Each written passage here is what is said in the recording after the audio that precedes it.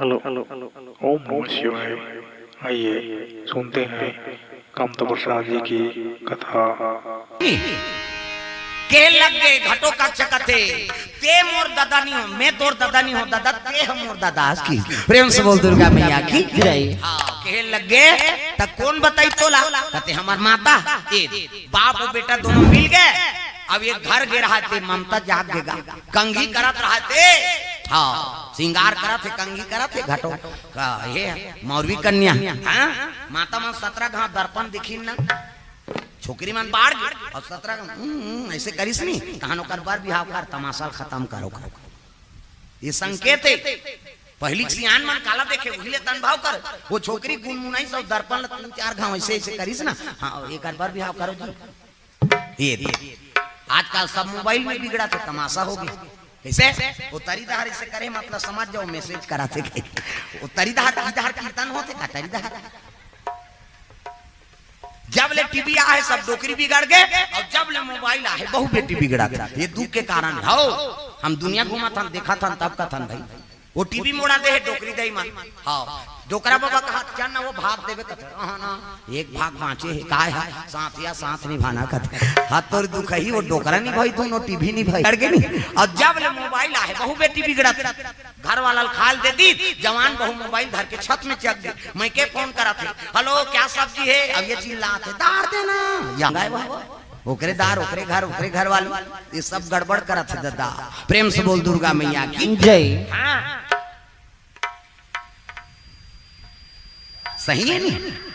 हम दुनिया घुमा था देखा था तब का था भाई ये दे अभी हमारे रात ले जाता रोज कार्यक्रम में रात में तक कोनो क्षेत्र में जान एक जन आदमी पावे वो टूरी पावे नहीं टूरल पावे आधा रात गांव भर के सब जन सुन के वो रोड में फोन करा प्रधानमंत्री ज्यादा पावर वाला आते हैं तो सुनते टाइम नहीं मिला था का तोर जरूरी काम है दादा कैसे मैं कई जगह गांव मन में सियान मन ला कथम बोल दे नहीं और बिहान दिन नियम शुरू होगी कई जगह। हाँ जवान लड़की लड़का मन आधा रात के फोन करा था वहाँ बकरी में निकले है छत ऊपर चढ़े है कई जहाँ रोड में निकले है तो तोर का काम है ते में है नहीं सब जहाँ सुन के ते फोन करा था का जरूरी काम है तो रात का पन तो ड्यूटी लगे सरकार तो लोकरे वेतन दे थे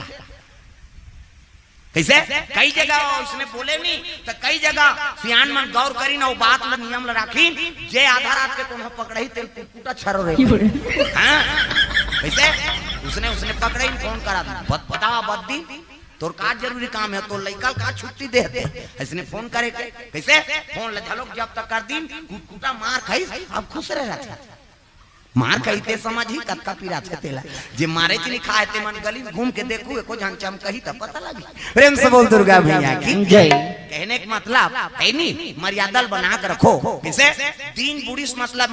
माता मल्ला है नहीं जवान कन्या मल्ला घर से बाहर निकलीस ना तो समझ जाओ कर आचरण खराब मैया की जय। हाँ सत्य बात में नानचंद संकेत में बता दे तू दिन बुढ़ गए मतलब तोल घर में रहना है और जा था तक आक्रोश घर के आदमी समझा भाई ये तोर बहिनी है और माता पिता है और साथ में जा किसे बेटी जवान हो गए तो बोला हर जगह घुमाए नहीं जाए तुम्हारा नहीं कहा था वो कथा सुना था तुम्हारा और तुमन फैमिली के साथ आए अकेली बात है किसे तात्काल तो कहाँ चो शादी होते मेरी सहेली की शादी वहां जाऊंगे जा उधार भाग दे जा। हाँ आजकल उसने दाई मन सपोर्ट कर थो ज्यादा पिताजी मन नहीं जाए कहाँ जाई वो शादी वादी ऐसे कहीं जाई नहीं ओकर सहेली ते तोर संगवारी नहीं है का जान दे कहा था वो का संगवारी तेल वो दादा नहीं जाने ते जाना था। प्रेम से बोल दुर्गा मैया की जय। ऐसे तो भजन बनेगा है नहीं बेटी सज्ञान हो गए तो घर घर घुमाना नहीं चाहिए। प्रेम से बोल दुर्गा मैया की जय। ऐसे बेटी अगर सज्ञान हो गए तो घरों घर घुमाए की नहीं हो दादा। हाँ मर्यादा बना कर रखना है तोर घर के लक्ष्मी और लक्ष्मी काकरो घर इसने भेज देवे उन्हें पौने भजिया खाए गड़बड़ मैं भले सोच बोलतो लेकिन उनमें बात है बोला समझे लागी। प्रेम से बोल दुर्गा मैया की जय। हाँ ऐसा संस्कार बना कर रखना है। अब यही बात नहीं है लड़की नहीं भेजना है टूरा मन के छूटे कई बात नहीं टूरा मन तो ज्यादा उज्जट है जा रहा प्रेम से बोल दुर्गा मैया की जय। आजकल वह इससे चुंदिल कटा है इससे वो बीच से जवारा जागे सही। हाँ एकरे जवारा ज्यादा भप कहेगा बाढ़ा थे कहेगा। प्रेम से बोल गुरुदेव भगवान की जय। ई बीचे में रहते हमार गाँव में बहुत बने शहर मन में जाना ते ईच कर रही है से बीचे में इससे और पूरा सपरचट मैं एक दिन पूछे नौ ठाकुला ये का कटी नहीं यार अच्छे कहता हूं ये कटी ले कथा महाराज ये तो खट खोलवा कटी रे किस एक टन चिरई रहते खट खोलवा जे कठवाल खोले काम करते ओकर ईच कर रहे इससे भाई तोल मन से बना है कम से कम सकल सूरत लत बने रहा प्रेम से बोल दुर्गा मैया की जय। हाँ है नहीं मुँह आगे तो पिताजी प्रति के वो हेला रखना चाहिए। हाँ लिटी आगे हिंदू परंपरा है। हाँ लिटी है नहीं वो माता पिता सब दिखे तब मुरवा था नहीं तो राखे चलता आजकल कहाँ पावे हो तो सब एक जन उसने बहू आई इसका और बहू आई तो उनका घर में सब जन मेछा वाला देखी नहीं मुंह लटा के हो और तीजा की तो बस में चक पारी अब बस में चगीता वहां देखी एको जन मेछा वाला नहीं रही कैसे एको जन नहीं रही मेछा वाला वो तो पे रहते उघार दी आई ये बहू काजी कैसे मुंह ढाक गई सब हमारा देख के उघार दी है नहीं। हाँ तो एक जन मेछा वाला चगीत गई से सट मुंह ढाक इकर मानती गुनती वाला हो ही की कथा पूछीस के हेल लग गए। हाँ बहिनी सब जन तो यहाँ पुरुष से तेमान टीकर मान रही तक काबरते है। हाँ मुंह उघार दे अब ये आई ते कोनो तो लागे कते नहीं बाबा कैसे ओ छोकरा जाता अब ये माना इकर मेछा नहीं है काम में तो मैं दुर्गा मैया की जय तागा ये मर्यादा है भाई कम से कम हमार शान लत रखो तात्काल पूरा मन के साथ सब ला खत्म करत प्रेम से बोल दुर्गा मैया की जय। मैं नहीं कहा गत में छर्रा बन जाए इससे वहां अगरबत्ती को के रखेंगे कम से कम आठ है नहीं तब तो रखना चाहिए पीता हवे। हाँ प्रतीक प्रेम से बोल दुर्गा मैया की जय।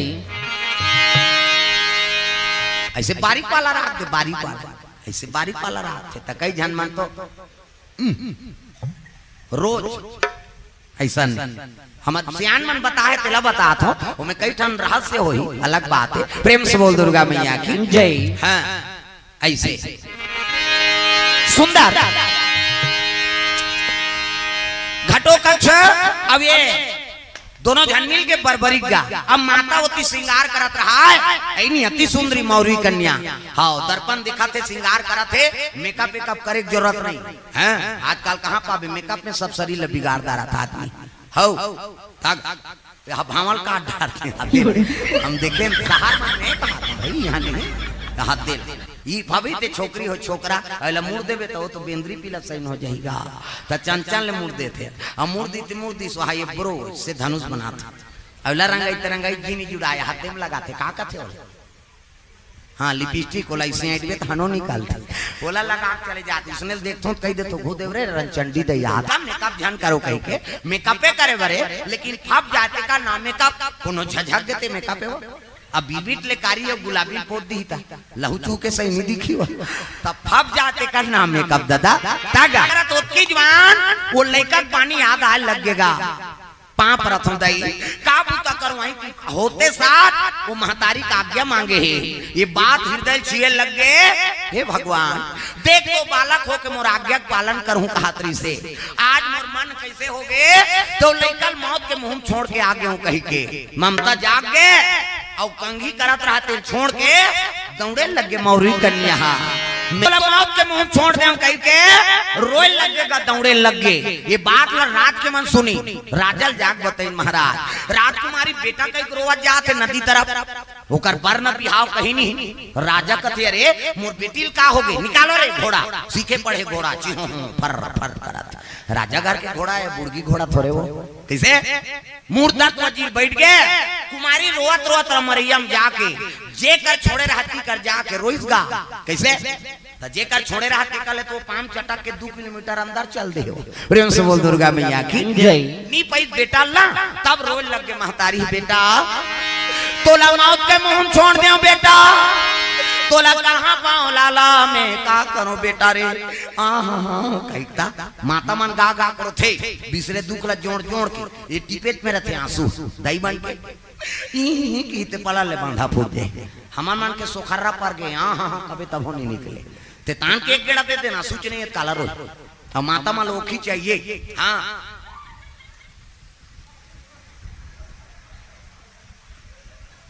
देखे ये मैच का रो आदरी से मारा प्रेम से बोल दुर्गा मैया की जय। वो टिपेट मेरे आते आंसू ही कीते पला ले बांधा फूट जाए। हाँ